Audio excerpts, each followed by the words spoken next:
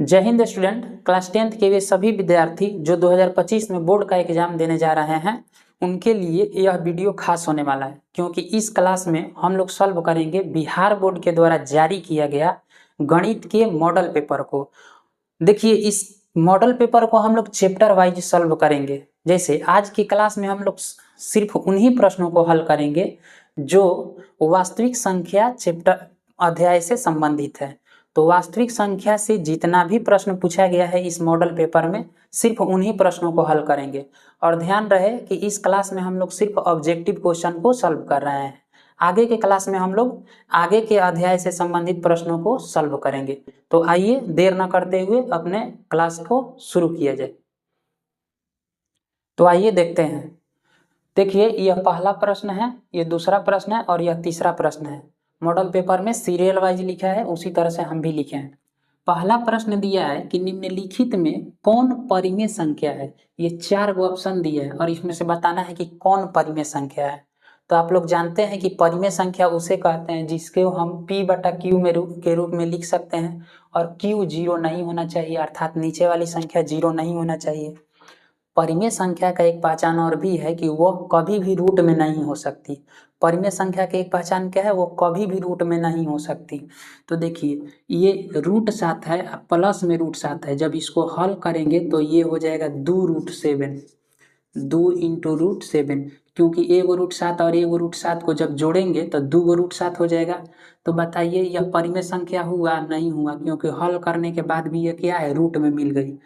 अब देखिए, √25 है प्लस √3 है, तो इसको हल करेंगे हम लोग तो ज़्यादा से ज़्यादा ये करेंगे। देखिए 25 है ना, √25 को हम 5 लिख सकते हैं, क्योंकि 25 का वर्गमूल 5 होता है। प्लस है तो प्लस और √3 है तो √3, ये इस रूप में आ गया। तो अभी भी हल करने के बाद भी इसमें रूट है, तो ये परिमेय संख्या नहीं है।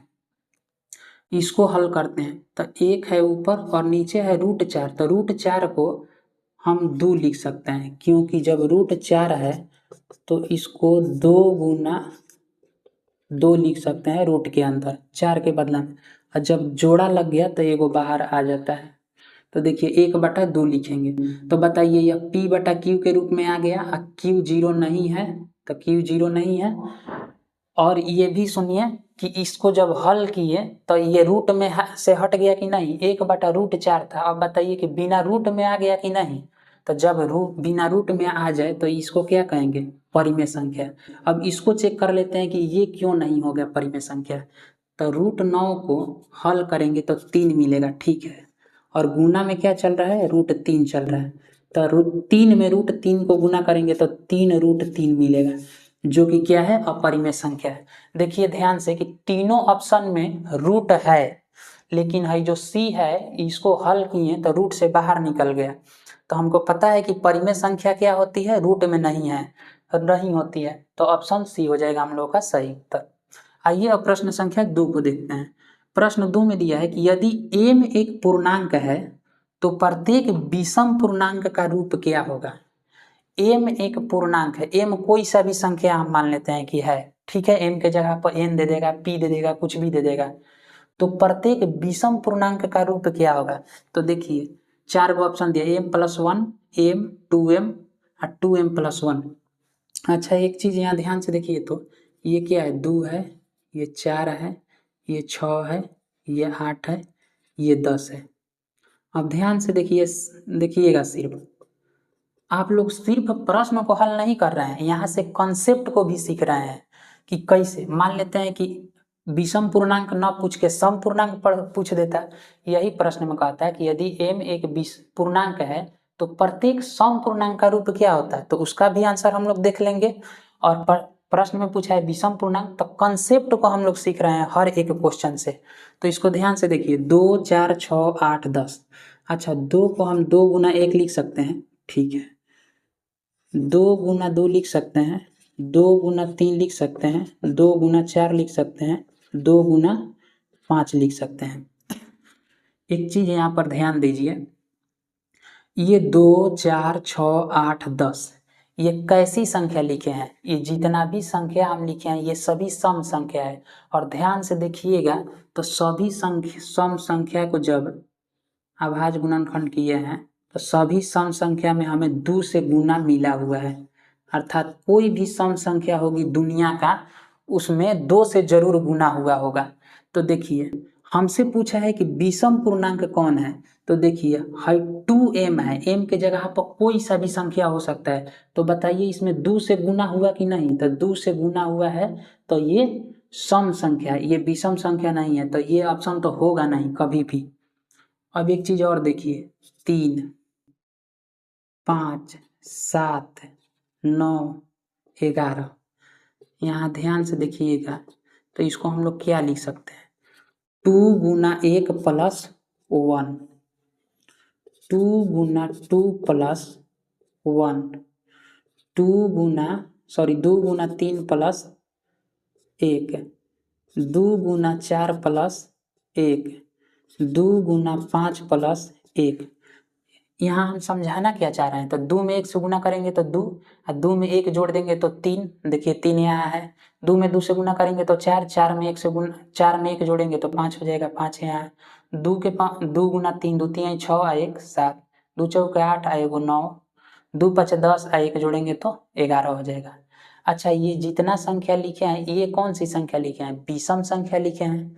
तो विषम संख्या का रूप हमें क्या मिला, तो विषम संख्या का रूप मिला देखिए 2m, 2 के जगह पर कोई सा भी हम संख्या मान लेते हैं कि हई दिया है, m के जगह पर कोई सा भी संख्या हम लिए हैं और इसमें +1 ऐड कर रहे हैं, +1 ऐड कर रहे हैं। तो बताइए इस रूप का कौन संख्या है, 2 गुना m प्लस 1, 2 गुना m प्लस 1, तो 2m प्लस 1, अर्थात हम लोग का ऑप्शन नंबर डी हो जाएगा सही उत्तर।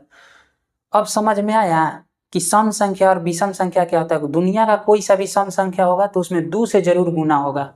तो देखिए 2m लिखा है ना, तो ये जरूर पक्का सम संख्या होगा। ये कौन सा संख्या है, सम संख्या है। और 2m प्लस 1 के रूप में लिखा गया तो ये क्या हो जाएगा, विषम संख्या हो गया। और m प्लस 1 और m, ये दोनों को याद रखना है, ये दोनों को याद रखना है। अभी कहिएगा कि इसको कहीं नहीं काहे नहीं मारे हैं, तो देखिए हमसे पूछा है कि यदि m एक पूर्णांक है तो प्रत्येक विषम पूर्णांक का रूप क्या होगा। तो m कोई सा भी पूर्णांक हो सकता है, 2 हो सकता है तो सम संख्या हो गया, 3 होगा 3 लेंगे तो 3 विषम पूर्णांक हो गया। प्रत्येक विषम पूर्णांक का रूप, प्रत्येक स्थिति में विषम पूर्णांक आना चाहिए। तो ये में कभी सम आ जाएगा कभी विषम आ जाएगा। इसमें भी अगर 2 लेते हैं तो 2 में 1 जोड़ेंगे तो 3 आएगा, लेकिन यहाँ पर m के बदला में 3 लेते हैं तो 3 में 1 जोड़ेंगे तो 4 हो जाएगा। तो ये सम संख्या हो गया। देखिए m प्लस 1 का है नहीं लिए, m प्लस 1, तो जब यहाँ 2 लेंगे 2 में 1 जोड़ेंगे तो ये मिलेगा 3, जो कि क्या है, विषम संख्या है, विषम संख्या है। अभी m के बदला में 3 लेंगे और प्लस 1 चल रहा है तो 3 क्या हो जाएगा, 4 हो जाएगा, जो कि क्या है, सम संख्या है। तो बताइए ये कभी सम संख्या रहा है कभी विषम संख्या रहा है, तो ये भी नहीं होगा और ये भी नहीं होगा। तो सही उत्तर कौन सा हो जाएगा, ये वाला होगा। प्रत्येक विषम पूर्णांक पूछेगा तो 2m प्लस 1 हो जाएगा, और प्रत्येक सम पूर्णांक पूछेगा तो 2m हो जाएगा। अब देखिए प्रश्न संख्या 3 में कह रहा है कि निम्नलिखित में से किसका दशमलव प्रसार शांत है। किसका दशमलव प्रसार शांत है, तो यहीं पर समझिए कोई सा भी प्रश्न पूछेगा आप लोग बना दीजिएगा। शांत दशमलव होने के लिए, शांत दशमलव होने के लिए क्या होना चाहिए, P/Q में Q बराबर 2 के पावर m चाहे 5 के पावर m चाहे 2m गुना 5n होना चाहिए, या तो सिर्फ 2 होना चाहिए Q का मान, या Q का मान सिर्फ 5 होना चाहिए, या Q का मान 2m गुना 5n होना चाहिए। इसका मतलब क्या हुआ, अभी समझा देते हैं क्वेश्चन के माध्यम से ही। देखिए P/Q है, P/Q, P/Q, P/Q, हमको क्या चेक करना है, शांत दशमलव होने के लिए Q का मान सिर्फ चेक करना है कि Q का जब अभाज्य गुणनखंड कर रहे हैं तो क्या क्या मिल रहा है। तो देखिए जब 91 को हम लोग चेक करेंगे तो 91 बराबर 13 7 91, तो P का मान से हमको मतलब नहीं, हमको मान Q के मान से मतलब है। अर्थात नीचे जब हम सॉल्व किए तो 13 और 7 आ गया, तो 13 और 7 जब आ गया तो ये दशमलव प्रसार शांत कभी भी नहीं हो सकता है, क्योंकि शांत दशमलव होने के लिए p बटा q में q का मान 2 के पावर 5 आना चाहिए, अर्थात जब उसको अभाज्य गुणनखंड करें ना तो सिर्फ 2 आना चाहिए या सिर्फ 5 आना चाहिए या सिर्फ 2 और 5 ही आना चाहिए। 2 और 5 आ सकता है, उसके अलावा कोई भी संख्या आ जाए तो वो अशांत हो जाएगा। तो देखिए 91 को जब हम गुणनखंड किए तो 13 गुना 7 आया, तो ये क्या हो गया, अशांत दशमलव प्रसार था, अर्थात 91 से 11 में जब भाग देंगे ना तो ये शांत कभी नहीं होगा, अशांत दशमलव प्रसार हो जाएगा। अब चेक करते हैं 23 को, तो 23 को जब अभाज्य गुणनखंड करेंगे तो 23 तो किसी पहाड़ा से कटता नहीं है, 23 के पहाड़ा से कटता है और 1 के पहाड़ा से कटता है, अर्थात इसके अभाज्य गुणनखंड में 23 और 1 मिला, तो ये भी क्या हो जाएगा, अशांत हो जाएगा। लेकिन हमको क्या बताना है, शांत बताना है। अब 80 को चेक करते हैं, तो देखिए अभाज्य गुणनखंड कर लीजिए, अगर 80 नहीं याद है पूरा तो 2 से काटेंगे 40 मर्त में, 2 से काटेंगे 20 मर्त में, 2 से काटेंगे 10 मर्त में, 2 से काटेंगे 5 मर्त में, अर्थात 80 बराबर हम क्या लिख सकते हैं, 2 2 2 2 1 2 3 4, 2 के पावर 4 गुना 1 5 मिला है, तो 80 के बराबर में हम क्या लिख सकते हैं, 2 के पावर 4 गुना 5। तो बताइए p बटा q में q अर्थात q कितना है, 80, तो 80 को जब अभाज्य गुणनखंड किए तो 2m प्लस 2 के पावर m गुना 5 के पावर n के रूप में मिला कि नहीं मिला, 2 के पावर 4 अर्थात 2 के पावर 4 गुना 5 के पावर n मतलब यहाँ पर एक पावर क्या है, 1 है, अर्थात यहाँ से सिर्फ यही समझना है कि q का मान सिर्फ 2 आए तब भी शांत है, सिर्फ 5 है तब भी शांत है, और 2 और 5 दोनों आए तब भी शांत है। लेकिन 2 और 5 के अलावा कुछ भी आ जाएगा तब समझिएगा कि वो अशांत दशमलव हो जाएगा। तो हम लोग q का 80 का अभाज्य गुणनखंड किए तो इसमें हम लोग को सिर्फ 2 के पावर 4 गुना 5 मिला, तो बताइए 2 के पावर m गुना 5 के पावर n के रूप का मिला कि नहीं, तो ये हो जाएगा, शांत हो जाएगा, अर्थात तीसरा प्रश्न का सही उत्तर है ऑप्शन नंबर सी। चौथा को देख लेते हैं कि आखिर चौथा होगा कि नहीं होगा। 45 है, तो 45 को जब अभाज्य गुणनखंड करेंगे तो ये 2 से तो कटेगा नहीं क्योंकि सम संख्या नहीं है, 3 से काटेंगे, 15 3 45, 3 के पहाड़ा से 5 मर्द में, तो देखिए 45 को जब अभाज्य गुणनखंड किए तो 3 के पावर 2 गुना 5 मिला, 3 गुना 3 गुना 5, तो 3 के पावर 2 गुना 5 मिला। तो हम क्या बोले हैं कि 5 आए उससे मतलब नहीं है, सिर्फ 5 आता तब भी शांत हो जाता, सिर्फ 2 आता तब भी शांत हो जाता, और सिर्फ 2 और 5 आता तब भी शांत हो जाता है, चाहे वो कितना भी बार आए। लेकिन 2 और 5 के अलावा कुछ भी आ जाए तो अशांत हो जाएगा। तो देखिए यहाँ 3 आ गया, तो ये हम लोग का अशांत दशमलव प्रसार हो जाएगा। हम लोगों के लिए प्रश्न में पूछा था निम्नलिखित में से किसका दशमलव प्रसार शांत है, तो शांत है ऑप्शन नंबर सी। अब यहाँ से क्लियर हुआ कि नहीं कि कभी भी शांत पूछेगा तभी बता दीजिएगा आप लोग, और अशांत पूछेगा तब भी बता दीजिएगा आप लोग। तो आइए अब इसके आगे के प्रश्नों को देखते हैं। तो आइए अब प्रश्न संख्या देखते हैं 4 को। 4 5 6 और 7 प्रश्न दिया है बोर्ड पर। 4 नंबर प्रश्न कर रहा है कि 0.87 और 7 के ऊपर क्या दिया है, बार दिया है, तो इसको जब हम p बटा q के रूप में लिखेंगे तो कौन सा ऑप्शन होगा।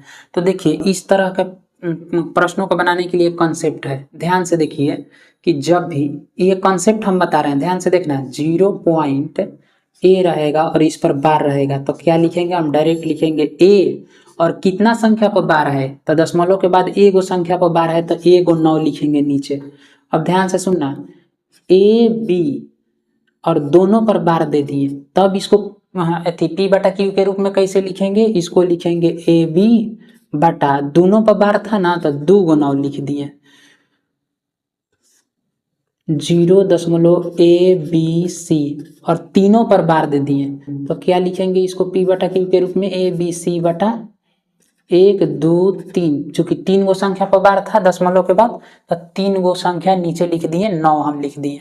लेकिन अब यही 0.AB रहता और B पर सिर्फ बार देता, A पर बार नहीं है, ध्यान से देखना 0 ए बी पर बार है, ए पर बार नहीं है, तो इसके लिए सूत्र होता है ए बी, अर्थात जो दिया है वो लिख देंगे। और किस पर बार नहीं दिया है, ए पर बार नहीं दिया है, तो इसको घटाएंगे यहीं से, ए पर बार नहीं दिया है तो। अब ध्यान से सुनना, एगो संख्या पर बार था ना, तो जितना संख्या पर बार रहेगा उतना नीचे 9 लिखेंगे, एगो 9 लिखेंगे। कितना पर बार नहीं है, तो एगो संख्या पर बार नहीं है तो एगो 0 लिख देंगे। समझ में आया? समझ देखो 0 ए बी रहेगा और ए बी पर बार दिया है, तब इसको कैसे लिखेंगे, तो जो दिया है उसको लिख देंगे, जिस पर बार नहीं है उसको घटा देंगे और बाटा करेंगे। और एगो संख्या पर बार था तो एगो 9, एगो संख्या पर बार नहीं था तो एगो 0। जितना संख्या पर बार है उतना 9 और जितना संख्या पर बार नहीं है उतना 0। अब ध्यान से देखो और भी लिखते हैं। मान लेते हैं कि 0 ए बी सी, और मान लेते हैं कि BC पर बार दिया है, ए पर बार नहीं दिया है, तब इसको कैसे बनाएंगे? तब इसको बनाएंगे इस तरह से, देखिए जितना है उतना लिखेंगे ABC, ठीक। और कितना पर बार नहीं है, एगो पर संख्या पर बार नहीं है और वो संख्या कौन सी है, ए, तो ए को घटा देंगे और इसे बाटा करेंगे। कितना संख्या पर बार है, तो जितना संख्या पर बार है उतना 9 लिखेंगे नीचे। तो देखो B और C पर बार है, अर्थात दो संख्या पर बार है, दो अंक पर बार है तो 2 9 लिखेंगे। कितना पर बार नहीं है, तो एगो अंक पर बार नहीं है तो एगो 0 लिखेंगे। तो हमारा इसका फॉर्मूला क्या बन गया, ABC माइनस ए बटा 99 और 0। ध्यान से समझना, इसको याद नहीं करना है, इसको रटना है कि यदि 0 ए पर बार रहेगा तो ए बटा 9 लिखेंगे, 0 ए बी पर बार रहेगा तो ए बी बटा 99 लिखेंगे। दो संख्या पर बार है, दो अंक पर बार है तो 2 9। 0 ए बी सी 3 अंक पर बार है तो ए बी सी बटा 3 9 लिखेंगे। लेकिन अब 0 ए बी लिखेगा और एगो बी पर सी पर बार है तो क्या करेंगे, ए बी जस का तस लिखेंगे, जिस पर बार नहीं है उसको घटा देंगे, बटा करेंगे, जितना पर बार है उतना 9 लिखेंगे और जितना पर बार नहीं है उतना 16 लिखेंगे। 0 पर बार है, ए पर बार नहीं है तो सबसे पहले तो जो दिया है उसको लिखेंगे ABC माइनस जौना संख्या पर बार नहीं है उस संख्या को घटा देंगे, ए पर बार नहीं था तो ए को घटा दिए, बटा किए, जितना अंक पर बार है तो उतना 9 लिखेंगे और जितना पर बार नहीं उतना 16 लिखेंगे। अब ध्यान से देखिए, ये प्रश्न में कुछ है, प्रश्न में कुछ नहीं है। 0.87 दिया है और 7 पर बार दिया है, तो ये जितना दिया है उतना लिख देते हैं। 87 दिया था ना, 87 लिख दिए। कि कौन संख्या पर बार नहीं था, तो 8 पर बार नहीं था तो 8 को घटा दिए। अब बाटा किए, कौ अंक पर बार था, तो 7 पर सिर्फ बार है, अर्थात एगो अंक पर बार है तो एगो 9 लिखेंगे। कौ पर बार नहीं है, तो एगो अंक पर बार नहीं है तो एगो 16 लिखेंगे। अब घटाएंगे तो 87 में से 8 घटेगा तो कितना हो जाएगा, 79 बटा 90, अर्थात हम लोग का सही उत्तर होगा ये वाला। तो देखो कौन ऑप्शन में है, 79 बटा 90। ये नहीं होगा, ये नहीं होगा, ये नहीं, ये होगा, तो ऑप्शन नंबर सी इसका सही उत्तर हो जाएगा। तो देखिए ये वाला कॉन्सेप्ट है। अब यहाँ से इस पर कैसा भी प्रश्न पूछेगा बार वाला तो आप लोग बना सकते हैं। तो इन चीजों को ध्यान रखिएगा, 1 2 3 4 5 वो हम फार्मूला बता दिए, ये फार्मूला नहीं है, कॉन्सेप्ट है। अब 5 नंबर प्रश्न को देखते हैं। कह रहा है कि यदि 540 बराबर 2 के पावर x गुना 3 के पावर y गुना 5 के पावर z हो तो x plus Y minus Z का मान कितना होगा, x plus Y minus Z का मान। तो देखिए 540 बराबर इतना दिया है ना, तो 540 के बदला में 540 बराबर 2 के पावर x गुना 3 के पावर y, अब 5 के पावर जेड दिया है, 5 के पावर क्या दिया है, जेड दिया है। तो देखो 540 को सबसे पहले अभाज्य गुणनखंड करो तो, और इसमें देखोगे 2 कितना आ रहा है, 2 दूनी का 4। देखिए हम डायरेक्ट कर रहे हैं, जिसको नहीं आएगा वो अपना 540 में 2 से भाग देना, जितना मर्थ में कटेगा वो यहाँ लिखना। हम उम्मीद करते हैं कि अब आप लोगों को अभाज्य गुणनखंड आता होगा, क्योंकि 10th का एग्जाम देने जा रहे हैं, तो अभाज्य गुणनखंड नहीं आएगा तो बड़ा दिक्कत है। 2 दूनी का 4, 2 7 14 0, 2 एकम 2, 2 3 6, 2 5 10। अब देखिए ये 3 के पास कट रहा है, 5 3 8 1 9, 3 के पास कट जाएगा, 3 चौका 12 और 3 5 15, 3 एकम 3, 15 3 45, 3 5 15, 5 एकम 5। तो देखिए 1 2 2 गुना 2 गुना 3 गुना 3 गुना 3 गुना 5 गुना 1। तो देखिए 2 गुना 2 कितना बार आया है, 2 बार आया है, तो 2 के पावर 2 लिखेंगे, 2 के पावर 2 गुना 3 गुना 3 गुना 3 अर्थात 3 3 गो है, तो इसको 3 के पावर 3 लिखेंगे, गुना 5 कितना है, 1 गो है, तो 5 के पावर 1 लिखेंगे, बराबर। देखिए 540 के बदले में हम इतना लिख दिए, समझ में आया। 540 को जब अभाज्य गुणनखंड किए तो उसके अभाज्य गुणनखंड में इतना संख्या हमको मिल रहा है, इतना अंक मिल रहा है। बराबर का साइन है तो बराबर 2 के पावर x गुना 3 के पावर y गुना 5 के पावर z। अब कंपेयर करना है कि 2 के पावर कितना x है और यहाँ 2 के पावर वो थी 2 है, तो x का मान कितना हो जाएगा, 2, अर्थात x का मान कितना मिला हमको, 2। 3 के पावर y और 3 के पावर 3, तो हम कह सकते हैं 3 जो है y का पावर हो गया, y का पावर कितना मिला, 3, तो y का मान कितना मिला, 3। अब देखिए 5 को कंपेयर कीजिए, 5 के पावर z है लेकिन 5 के पावर यहाँ पर 1 है, और तो हम कह सकते हैं कि z का मान कितना हो गया, 1, तो z का मान कितना हो गया, 1। तो हमसे पूछा क्या है, x plus Y minus Z, तो x का मान 2 प्लस y का मान 3 और माइनस z का मान 1, तो 3 और 2 5 में से 1 को घटा देंगे तो मिल गया हमको क्या, 4। तो ऑप्शन में देखिए कि कहीं 4 दिया है, तो ऑप्शन ए में ही दिया है 4, तो 5 नंबर का सही उत्तर होगा ऑप्शन ए, 4। समझ में आया। इस तरह से जब भी क्वेश्चन पूछेगा तब कंपेयर करना है। अब आइए 6 नंबर प्रश्न को देखते हैं। 6 नंबर प्रश्न में दिया है कि निम्नलिखित में कौन अपरिमेय संख्या है। फिर वही बात आ गया, हम क्या बताए हैं कि परिमेय संख्या उसे कहते हैं जिसे p बटा q के रूप में लिख सकते हैं और q 0 नहीं होना चाहिए। और परिमेय संख्या का एक पहचान ये भी है कि परिमेय संख्या कभी भी रूट में नहीं रहती है। तो यहाँ पर ध्यान दीजिए, तो इसको हम बाद में देखेंगे, चूंकि आगे इधर हम देखते हैं रूट 13 गुना रूट 13 है, तो इसको जब हल करेंगे तो रूट के अंदर 13 गुना 13 मिलेगा, अर्थात जोड़ा लग गया तो एगो बाहर आ जाएगा। तो ये क्या हो गया, परिमेय संख्या। लेकिन हमको क्या बताना है, अपरिमेय संख्या, तो ये वाला ऑप्शन नहीं होगा। अब छोड़ा इसको चेक करते हैं, ये सीधा सीधा दिखाई दे रहा है तो इसको चेक कर लेते हैं। इतना दिया है ना, तो एगो सोना से एगो सोना काटेंगे तो ये हो गया 1/10। तो बताइए 1 का वर्गमूल तो हो जाएगा, अब इसको वहीं से लिखेंगे तो 1 का वर्गमूल तो 1 होगा, लेकिन 10 का वर्गमूल नहीं निकलेगा, तो ये क्या हो जाएगा, 1/10 आ जाएगा। अर्थात इसको जब हम हल किए ना, कितना भी हल किए तो इसमें रूट बच गया। हाँ, हम लोग को पता है कि परिमेय संख्या में रूट नहीं होता है, जिसमें रूट हो गया तो समझो कि वो अपरिमेय संख्या है। तो इसको हल किए तो हमको सीधा दिखाई दे रहा है कि इसमें रूट बच गया, तो ऑप्शन नंबर डी होगा हम लोगों का सही उत्तर, यही अपरिमेय संख्या। अब ये क्यों नहीं हम बता रहे थे, सुनो क्यों नहीं बता रहे थे।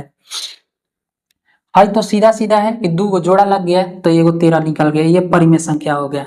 इसको हम अभाज्य गुणनखंड करेंगे या वर्गमूल निकालेंगे तब ना पता चलेगा, तब तक इसको चेक कर लेते हैं। जहां हमको मिल गया परिमेय संख्या उसी को टिक मार के आगे बढ़ जाना है। तो देखिए 10 के पहाड़ा से 100 जो है 10 मर्त में कटेगा तो 1/10, यही इसमें रूट बच गया। ये जो है ना, ये जो है ये 21 का वर्गमूल है, 21 का है वर्ग, 441, अर्थात 441 के बदला में हम 21 गुना 21 लिख सकते हैं। तो जोड़ा लग गया तो एगो 21 बाहर आ गया, तो ये भी क्या हो गया, परिमेय संख्या। लेकिन हमको क्या बताना था, अपरिमेय संख्या। ये क्या है, तो 2.3 के ऊपर बार है, तो इसको भी हम p/q के रूप में लिख सकते हैं, इसका प्रयोग करके। अब आइए प्रश्न संख्या 7 को देखेंगे। समझ में ना, अपरिमेय संख्या क्या होता है, तो अपरिमेय संख्या होता है जिसे p/q के रूप में नहीं लिखा जा सकता है, या जैसे हम बताए हैं कि परिमेय संख्या का पहचान यह है कि उसमें रूट नहीं होगा, तो अपरिमेय संख्या का पहचान है कि उसमें रूट हो सकता है, तो देखिए रूट इसमें बच गया तो यह अपरिमेय संख्या होगा। 7 नंबर प्रश्न कह रहा है कि यदि m और n दो अभाज्य संख्याएं हैं तो उनका महत्तम समापवर्तक क्या होगा। तो इस प्रश्न को आप सीधा याद कर जाइएगा, ये थ्योरी है। देखिए ये वाला बात ना देकर, अर्थात यहाँ से यहाँ तक बात न भी देगा क्वेश्चन में, तो सिर्फ क्या बचेगा, दो अभाज्य संख्याएं हैं तो उनका महत्तम समापवर्तक, अर्थात एम और एन के जगह पर ये कुछ भी लिख सकता है। P प्लस क्यू कह देगा क्वेश्चन में कि P, यदि P और Q दो अभाज्य संख्याएं हैं, यदि M और N दो अभाज्य संख्याएं हैं, या यदि X और Y दो अभाज्य संख्याएं हैं, तो इनका महत्तम समापवर्तक क्या होगा। तो एक लाइन में आप यहाँ याद रखिएगा कि दो अभाज्य संख्याओं का महत्तम समापवर्तक होता है एक। दो अभाज्य संख्याओं का महत्तम समापवर्तक होता है एक। तो ऑप्शन नंबर बी हम लोगों का सही उत्तर हो जाएगा। हमेशा ये याद रखना है, ये क्या करना है, याद रखना है। क्वेश्चन में कभी कभी ऐसे भी पूछ सकता है डायरेक्ट, दो अभाज्य संख्याओं का महत्तम समापवर्तक या HCF बराबर एक होता है। क्या होता है, एक होता है। तो प्रश्न संख्या 7 तक हम लोग कर चुके हैं। आइए अब प्रश्न संख्या 8 की ओर बढ़ते हैं। आइए देखते हैं प्रश्न संख्या 8 को। प्रश्न संख्या 8 में दिया है, देखिए 8 है और यहाँ पर प्रश्न संख्या 9 लिखे हैं।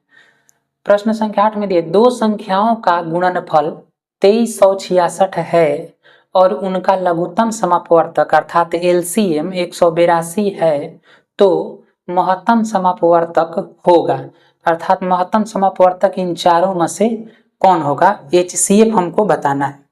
तो देखिए इसका एक कॉन्सेप्ट होता है, दो संख्याओं का गुणनफल दिया है ना, दो संख्याओं का गुणनफल दिया है ना, तो देखिए इसका कॉन्सेप्ट है कि माना दो संख्या है A और B, मान लेते हैं कि माना, देखिए इसका कॉन्सेप्ट हम लिख रहे हैं,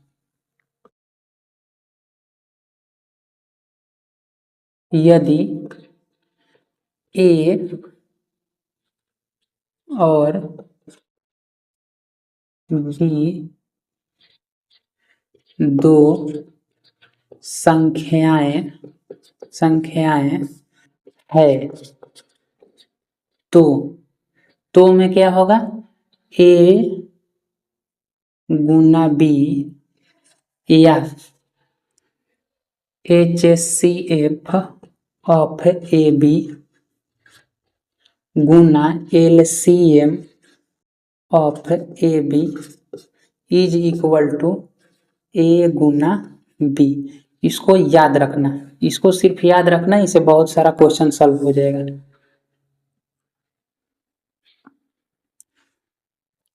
इसको समझिए, यदि दो संख्याएं A और B दिया है ना, यदि A और B दो संख्याएं हैं तो HCF ऑफ AB, इसका मतलब क्या हुआ कि AB का HCF है, गुना LCM ऑफ AB, इसका मतलब क्या हुआ, AB का LCM। जब इन दोनों को आपस में गुना करेंगे ना, तो वो जो संख्या मिलेगी वो A और गुना B के बराबर होगी, अर्थात जब A गुना B दोनों संख्या को आपस में गुना करेंगे तो उतना ही प्राप्त होगा जितना उनके LCM और HCF को गुना करने से हमको मिलेगा। अब देखिए इस प्रश्न को हल कर रहे हैं। प्रश्न में क्या दिया है, गुणनफल दिया है, अर्थात हम मान लेते हैं कि A गुना B हमको दिया है। दो संख्याओं का गुणनफल बोला है ना, तो दो संख्या मान लेते हैं AB गुणन, एक संख्या A है एक संख्या B है, इन दोनों का गुणनफल कितना दिया है, 2366 है। और उनका LCM लघुत्तम समापवर्तक अर्थात LCM दिया है कितना, 182। LCM दिया है कितना, 182। तो महत्तम समापवर्तक होगा, क्या निकालना है, HCF निकालना है।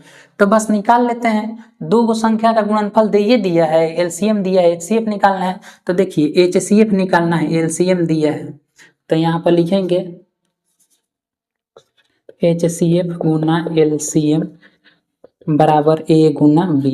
HCF हमको निकालना है, गुना LCM का मान दिया है 182 और गुणनफल AB का मान दिया है 2366। तो HCF कितना हो जाएगा, तो देखिए ये गुना में है इधर, तो इधर आएगा तो क्या हो जाएगा, भागा में हो जाएगा। अब इसको काटम पीटम करेंगे हम लोग, ऊपर वो सम संख्या है नीचे वो सम संख्या है, तो 2 से तो जरूर जाएगा, 2 9 18 2 एकम 2, 2 के पारा से 2 एकम 2, 2 एकम 2, 2 8 16, 2 3 6, 13 7 91।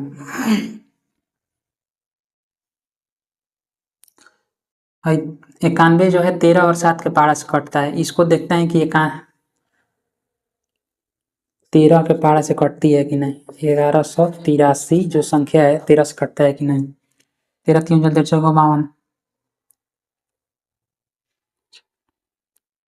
13 8 104, 13 9 117, 7 8 में से 7 गया तो 1, ऊपर से उतरा 3, 13 कम 13, अर्थात ये 13 के पहाड़ा से 91 मर्त में कट जाएगा।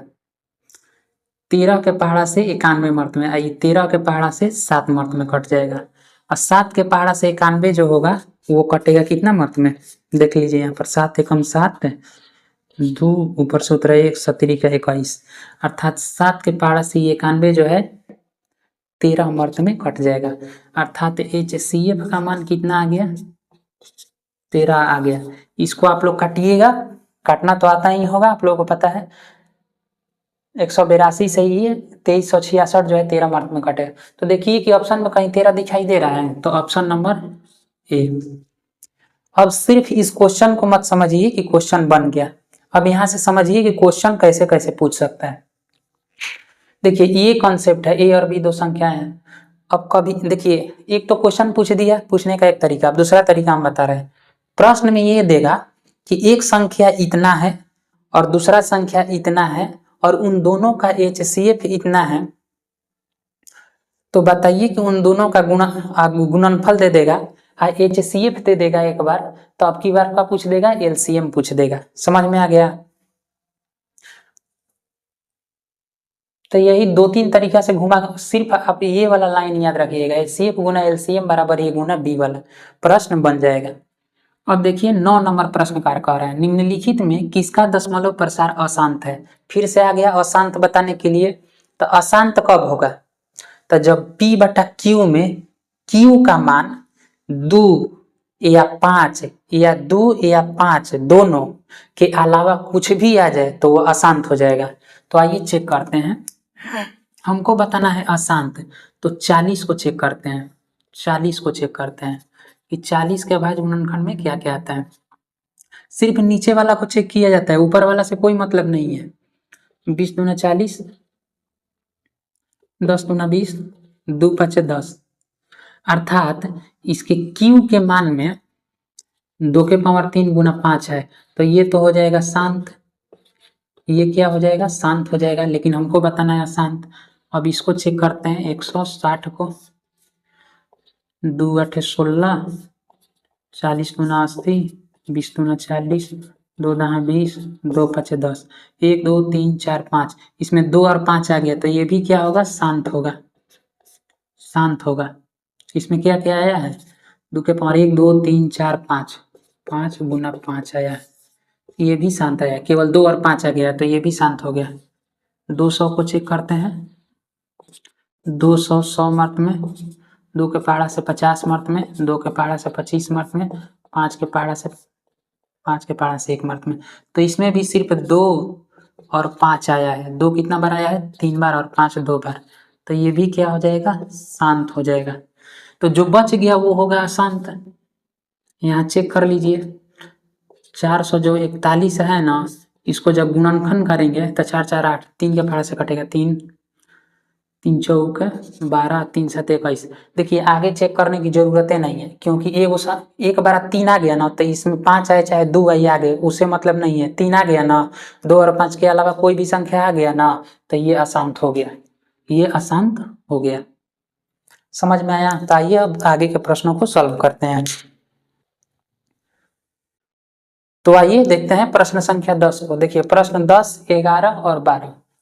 प्रश्न संख्या 10 में बोला है कि यदि P बराबर A इंटू बी के पावर 3 तथा Q, देखिए ये 2 नहीं है, ये 2 जैसा दिखाई दे रहा है, पर ये Q है, Q बराबर A के पावर 4 इंटू बी, जहाँ P और Q धनात्मक पूर्णांक है तथा A B अभाज्य संख्याएं हैं, तो P Q का LCM अर्थात लघुत्तम समापवर्त कौन सा होगा इन चारों में से।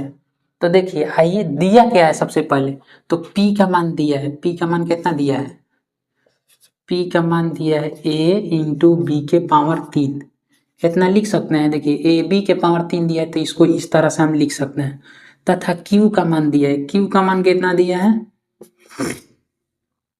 क्यू का मान दिया है 1 के पावर 4 इंटू बी, जहाँ इतना धनात्मक पूर्णांक है तथा ये अभाज्य संख्या है, तो इसका लघुत्तम बताना है। किसका लघुत्तम बताना है? पी और क्यू का। पी और क्यू का एलसीएम बताना है। तो पी क्यू का एलसीएम निकालने के लिए देखिए क्या करते हैं, एलसीएम किसका निकाल रहे हैं? पी और क्यू का। तो पी क्यू का एलसीएम निकालने के लिए देखिए ए इसमें भी है और ए इसमें भी है, बी इसमें भी है और बी इसमें भी है, अर्थात ए और बी दोनों में है। तो हम एलसीएम कैसे निकालेंगे? तो ध्यान दीजिए कि ए के पावर क्या है? 1 है, और ए के पावर क्या है? यहाँ पर क्या है? 4 है। तो जिसमें बड़ा पावर होगा ना उसी को लिखेंगे। तो देखिए ए के पावर 4 बड़ा है तो इसको लिख देंगे ए के पावर 4 गुना बी के पावर यहाँ पर 1 है, कुछ भी नहीं है, तो यहाँ बी के पावर 3 है, तो इस बी में बड़ा पावर किसका है? इसका है, तो इसको लिखेंगे बी के पावर 3। तब इसको जब हल करेंगे तो ए के पावर 4 इंटू बी के पावर 3 हमको मिला। अब देखिए ऑप्शन में कहीं है ए बी है, ए के पावर 3 बी के पावर 3, ए के पावर 4 इंटू बी के पावर 3 यहाँ मिल गया, अर्थात ऑप्शन नंबर सी सही उत्तर होगा। इसको और समझिए, जब भी कहे पी का मान दिया है क्यू का मान दिया है, दोनों में है ए और दोनों में है बी, तो ये देखना है कि बड़ा पावर किस में है। तो सबसे बड़ा पावर को ही हम ले लेंगे। कब? जब लघुत्तम निकालेंगे तब सबसे बड़ा पावर को लेंगे। तो ए के पावर 4 इसमें बड़ा था, बी के पावर 4। अब ध्यान से समझिए, क्वेश्चन तो हल कर दिए, लेकिन यहाँ पर मान लेते हैं क्यू में एक और चीज दे देता सी। अब पूछता कि अब बताइए कि एलसीएम क्या होगा। तो इसमें तो बड़ा पावर लिख दिए, ये बी दोनों में है तो इसमें बड़ा पावर लिख दिए, और क्या लिखेंगे? तो देखिए अब सी इसी में सिर्फ है, उसमें नहीं है, तो क्या हुआ? अब जितना बच जाएगा उसको लाइन से लिख देंगे, अर्थात नया जब एलसीएम हम निकालते हैं तो ए के पावर 4 अब बी के पावर 3 बड़ा हो जाए तो बी के पावर 3, और सी सिर्फ इसी में है उसमें नहीं है, तो कोई दिक्कत नहीं है, जितना बच गया उसको गुना में लिख देते हैं। तो ए के पावर 4 गुना बी के पावर 3 गुना सी, सॉरी ए के पावर 4 इंटू बी के पावर 3 इंटू सी, ये वाला हो जाता हमारा आंसर। कब है? जब क्यू का मान ए के पावर 4 इंटू बी गुना सी दिया रहता तब, लेकिन हमको अभी ये नहीं दिया है, हम समझाने के लिए सिर्फ इतना बता रहे थे कि एलसीएम कैसे निकाला। ध्यान देना, जब भी एलसीएम पूछेगा तो बड़ा पावर को लेना है। अब पूछ रहा है 11 नंबर प्रश्न में कि निम्नलिखित में से कौन सा युग्म मतलब होता है जोड़ा, सह अभाज्य संख्या है। तो सह अभाज्य संख्या याद रखिएगा, इसको नोट कर लीजिएगा कि सह अभाज्य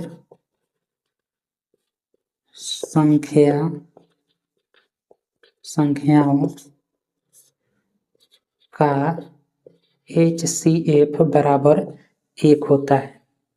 सह अभाज्य संख्याएं जब भी होगी तो उनका HCF कितना होगा? 1 होगा, अर्थात महत्तम समापवर्तक 1 होगा।